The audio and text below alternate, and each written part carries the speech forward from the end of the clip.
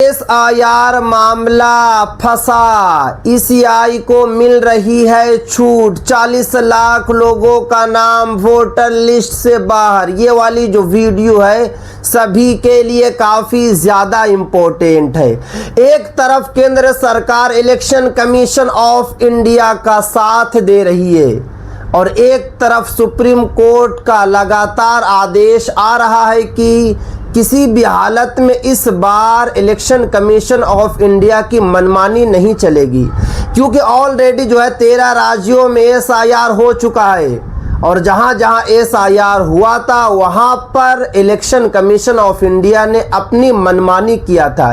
इसी वजह से जो है करोड़ों लोगों का नाम SIR की सूची से बाहर हुआ था।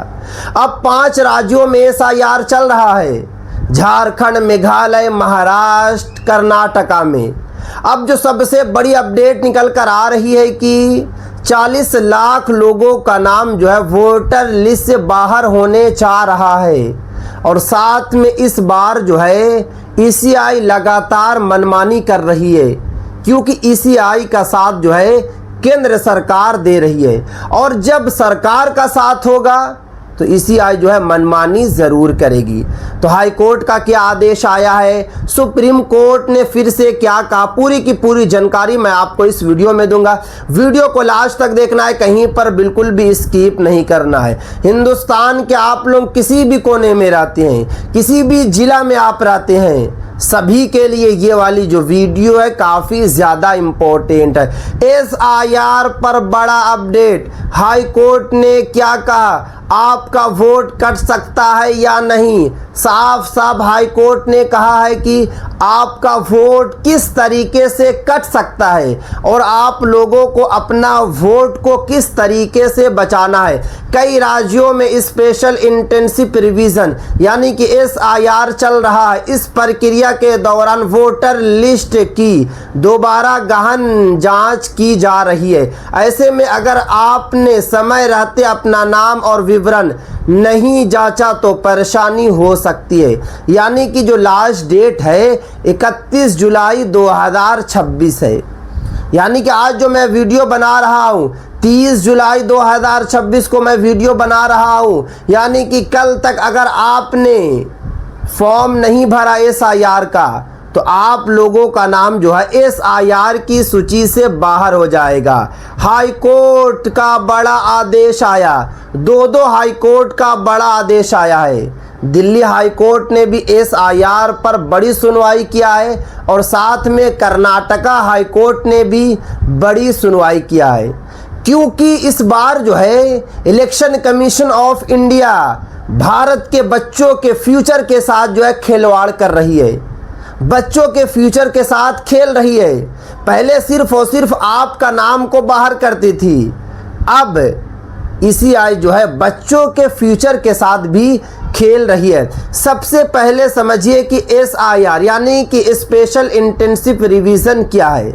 मैं कई मर्तबा स्पेशल इंटेंसिव रिवीजन के बारे में बता चुका हूं कि असल में है क्या, फिर से मैं आप लोगों को बता रहा हूं। ये समान वार्षिक अपडेट नहीं है, बल्कि वोटर लिस्ट की विस्तृत जांच होती है। इसमें मतदाता का नाम, पता, उम्र और अन्य जानकारी का सत्यापन किया जाता है ताकि सूची अधिक सटीक बन सके। यानी कि SIR का जो असल मकसद है कराने का कि आप लोगों का नाम जो है सही तरीके से जुड़ा रहे। जिनके पास 2 वोटर ID कार्ड है उनका वोटर ID कार्ड एक बंद हो जाए, जिनका नाम 2 जगह जुड़ा हुआ है वोटर लिस्ट में उनका एक जगह नाम जो है हटा दिया जाए। इसीलिए जो है SIR कराया जा रहा है। अब यहाँ पर देखिए दिल्ली हाई कोर्ट ने SIR पर क्या कहा है। दिल्ली हाई कोर्ट में एक याचिका दायर की गई थी। याचिकाकर्ताओं का कहना था कि सरकारी स्कूलों में कई नियमित शिक्षकों को चुनावी कार्य में लगा दिया गया, जिससे छात्रों की पढ़ाई प्रभावित हुई। उनका तर्क था कि शिक्षा का अधिकार भी प्रभावित हो सकता है। यानी कि दिल्ली हाई कोर्ट में एक याचिका जो है दायर की गई और याचिका इसीलिए दायर की गई क्योंकि दिल्ली में SIR चल रहा है और आपको पता है कि SIR के दौरान जो है स्कूल के मास्टर को ड्यूटी दी जा रही है और लंबे लंबे समय तक जो है एसआईआर कराया जा रहा है। और जब मास्टर को ड्यूटी दी गई है, जब मास्टर घर घर जा रहे हैं, तो स्कूल में बच्चे को कौन पढ़ाएगा? सरकार ने इसको कभी नहीं सोचा है। सरकार को चाहिए था कि एसआईआर के दौरान जो है अलग से आदमी को हायर कर लें, तो ये तो सरकार करेगी नहीं। सरकार जो है कि मास्टर को घर घर भेज रही है, और एसआईआर कोई 10 दिन 20 दिन नहीं चल रहा है, महीनों महीनों जो है चल रहा है। अब इसमें क्या हो रहा है कि बच्चों की पढ़ाई जो है प्रभावित हो रही है। बच्चों की पढ़ाई सही तरीके से नहीं हो पा रही है, क्योंकि कई स्कूलों में जो है गेस्ट टीचर पढ़ा रहे हैं, कई स्कूलों में जो है दूसरे सब्जेक्ट वाले टीचर पढ़ा रहे हैं, और कई ऐसा स्कूल है जहां पर पढ़ाई नहीं हो रही है, टीचर नहीं है, क्योंकि टीचर जो है वो एसआईआर करा रहे हैं। तो इलेक्शन कमीशन ऑफ इंडिया को अधिकार कौन दे रहा है? इलेक्शन कमीशन ऑफ इंडिया जो इस तरीके का काम क्यों कर रही है? क्योंकि यहाँ पे आगे जो साफ साफ बताया जा रहा है, इस पर चुनाव आयोग ने कहा कि चुनाव कराना उसकी संवैधानिक जिम्मेदारी है। आयोग के अनुसार शिक्षकों से आवश्यकता अनुसार चुनावी कार्य लिया जाता है और इसके लिए उन्हें मानदेय भी दिया जाता है। चुनाव आयोग का कहना है कि हमारे पास अधिकार है, मैं मास्टर को घर घर भेज सकता हूँ। और जब मास्टर को घर भेजा जा रहा है, जब स्कूल टीचर्स को घर भेजा जा रहा है, तो उनको अलग से मानदेय दिया जा रहा है, उनको अलग से जो है पैसा दिया जा रहा है।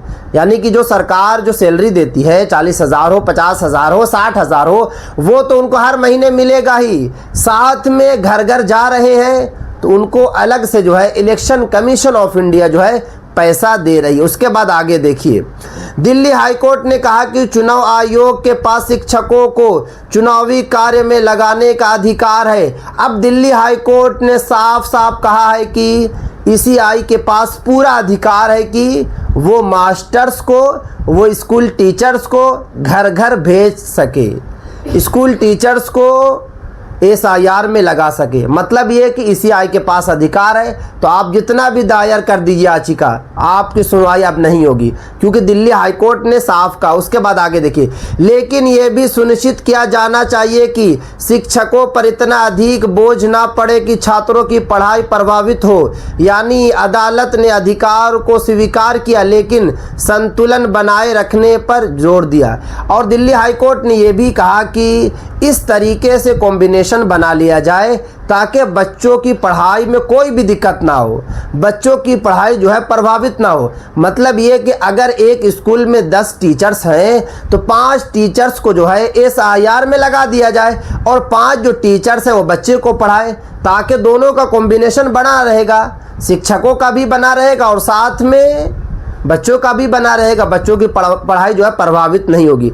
अब देखिए कर्नाटका हाईकोर्ट ने क्या कहा। वही कर्नाटका हाईकोर्ट में एसआईआर की समय सीमा को चुनौती दी गई थी। अदालत ने कहा कि समय सीमा तय करना चुनाव आयोग का अधिकार क्षेत्र है और फिलहाल कोर्ट इसमें आक्षेप नहीं करेगी। यानी कि जो लास्ट डेट रखा गया था कर्नाटक में, तो वहाँ के लोगों का कहना है कि इतने कम टाइम में एसआईआर कराना पॉसिबल नहीं है, यहाँ पर एसआईआर नहीं होगा, इसको डेट को जो है एक्सटेंड किया जाए, डेट को जो है बढ़ाया जाए।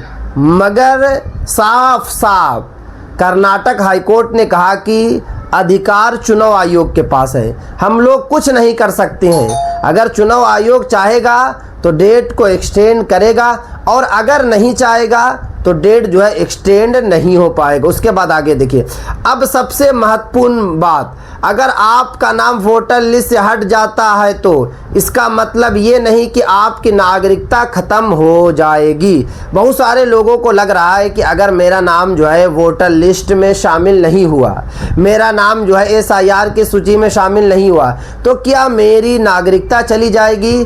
तो सुप्रीम कोर्ट ने पहले ही बताया है कि बिल्कुल भी आप लोगों की नागरिकता नहीं जाएगी, क्योंकि वोटर लिस्ट अलग है और साथ में नागरिकता अलग है। नागरिकता कब आपकी जाएगी? जब केंद्र सरकार एनआरसी कराएगी, नेशनल रजिस्टर ऑफ सिटीजनशिप केंद्र सरकार कराएगी, उसी वक्त आप लोगों की नागरिकता जा सकती है। अभी नागरिकता नहीं जाएगी। अब यहाँ पे आगे देखिए आपको क्या करना चाहिए, यानी कि अभी आप लोगों को क्या करना चाहिए, क्योंकि 5 राज्यों में एसआईआर चल रहा है, झारखंड, दिल्ली, कर्नाटका, मेघालय, महाराष्ट्र में। तो अब देखिए आप लोगों को जो है कुछ काम करना होगा, क्योंकि अगर आप नहीं करेंगे तो जिस तरीके से 40 लाख लोगों का नाम वोटर लिस्ट से बाहर होने जा रहा है, आने वाले वक्त में आप लोगों का भी नाम जो है वोटर लिस्ट से बाहर हो सकता है। चुनाव आयोग के आधिकारिक वेबसाइट या ईसीआई ऐप पर जाकर अपना नाम जांचें। सबसे पहले आप लोगों को जो है अपना नाम को देखना है। 2 तरीके से आप लोग देख सकते हैं। ईसीआई का जो ऐप है प्ले स्टोर से आप लोगों को डाउनलोड करना होगा, वहां से भी आप जाकर देख सकते हैं, या फिर जो ऑफिशियल वेबसाइट है वहां से भी जाकर आप लोग जो है देख सकते हैं। अब यहाँ पे आगे देखिए, ड्राफ्ट वोटर लिस्ट जारी होने पर उसे ध्यान से देखें, क्योंकि अगस्त के महीने में जो है ड्राफ्ट को जारी किया जाएगा। तो जब भी ड्राफ्ट आएगा तो आप लोगों को ड्राफ्ट को सही तरीके से जांचना है।